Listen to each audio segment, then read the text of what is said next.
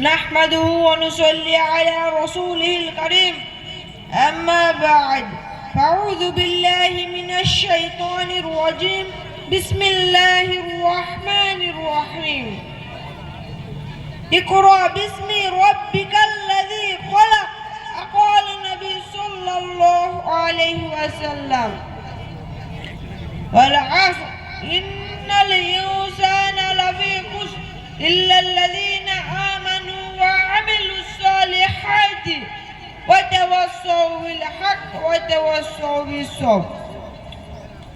সম্মানিত সুধী ও বন্ধুগণ, মঞ্চে উপবিষ্ট উলামায়ে কেরাম সম্মুখে দূর দূরান্ত থেকে আগত সুধী মণ্ডলী, আজকে আমি আপনাদের সম্মুখে ইসলাম সভ্যতা আলোচনা করব। আজ থেকে প্রায় 1400 বছর পূর্বে পৃথিবীর অবস্থা ছিল অত্যন্ত ভয়াবহ। চারিদিকে লুট তরাজ, চুরি ডাকাতি, মিথ্যা প্রতারণা, মদ জুয়া, লজ্জাহীনতা এবং অশ্লীলতার হাহাকার ছিল।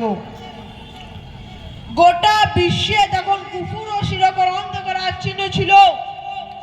আল্লাহর মর্জি ও সন্তুষ্টি দিশাদানকারী কোন রাসূল ছিলেন না। সমস্ত রাসূলগণ বিদায় নিয়েছিলেন, যার কারণে বিশ্ববাসীরা ক্ষুধার্ত পথভ্রষ্টতার তুফানে বয়ে যাচ্ছিল। আল্লাহর পথ ছেড়ে নিজেদের মন গড়া স্বাধীন জীবনে অভ্যস্ত হয়ে পড়েছিল। এক কথায় তারা নিজেদের মতনই জীবনযাপন শুরু করেছিল। আল্লাহর কিতাব সমূহকে বিকৃত করে সেখানে নিজেদের স্বার্থের অনুকূলে মিথ্যা কথাবার্তা বলতো। সাধারণত মানুষ পাথরের মূর্তি তৈরি করে তারই পূজা অর্চনা করত। দেব দেবতাদের প্রতি বিশ্বাস ও তার পূজারত ছিল।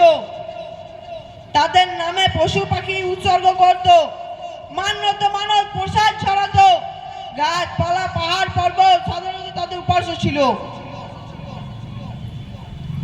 আল্লাহ অতএব মোট কথা হলো, যত লোক তত পথ ছিল। আল্লাহর দ্বীন ত্যাগ করার পরিণতি এমনই হয়, যখন বিশ্ববাসীরা সীমা লঙ্ঘন করার চরম পথভ্রষ্টতার মধ্যে পৌঁছে গেল, তখন আল্লাহ তাআলা তাদের উপর দয়া হলো। তাদের হিদায়াতের জন্য উভয় জগৎ সরদার হযরত মুহাম্মদ সাল্লাল্লাহু আলাইহি ওয়াসাল্লামকে দুনিয়াতে পাঠালেন। সেই উভয় জগৎ সরদার হযরত মুহাম্মদ সাল্লাল্লাহু আলাইহি ওয়াসাল্লাম দুনিয়াতে এসে গোটা বিশ্বের কোনায় কোনায় আল্লাহর রাসূলের বাণী পৌঁছে দিল। এই বলে আমি আমার বক্তব্য শেষ করলাম। ওয়া আখিরু দাওয়ানা আনিল হামদুলিল্লাহি রাব্বিল আলামিন। আসসালামু আলাইকুম ওয়া রাহমাতুল্লাহি ওয়া বারাকাতুহু।